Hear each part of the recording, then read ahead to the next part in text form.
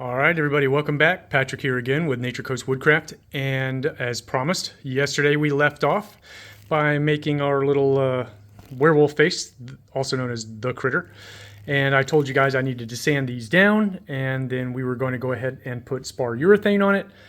And so that's what I'm going to do. Now, the reason I want to put spar-urethane on this time is because up to this point, I've been using tung oil.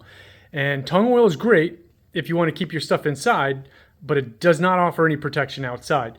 More than that, what I wanted to show you guys was the color variations. Now, because I'm using Eastern Red Cedar, you see how nice the colors are on these. You've got the reds and the pinks, right?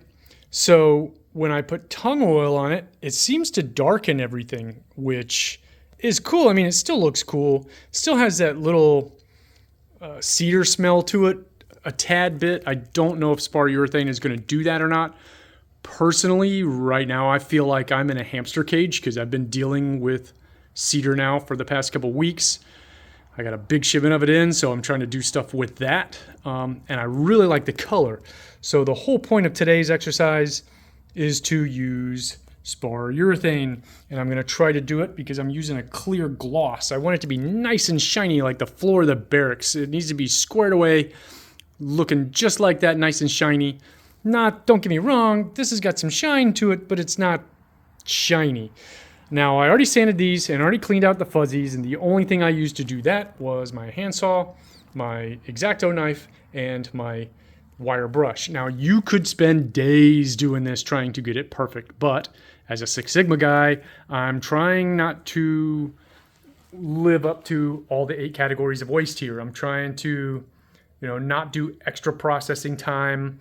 The thing I really like about this is I work with wood. So wood I like all the different imperfections in it. That's kind of what makes it the way it should be. So now I'm going to go ahead and put the clear gloss on, and I will show you what it looks like afterwards. Stay tuned. Okay, guys. So I finished up the spar-urethane. Turned out pretty good. I'm going to have to make another video once it's dry because I have to flip these over and then do the back half. I'm new to YouTube, so I haven't been posting videos, and editing videos has been giving me a lot of hell.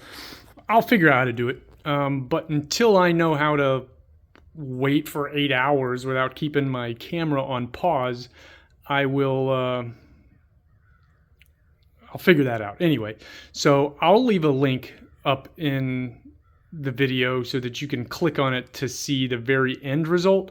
And so tomorrow I will post that up there as well. I'm going to go ahead and edit this real quick and get it posted on. And as soon as I get a chance, I'll load the other one up tomorrow. So just stay tuned and I'll get you squared away. All right. Thank you guys. Really appreciate it. Y'all have a great day.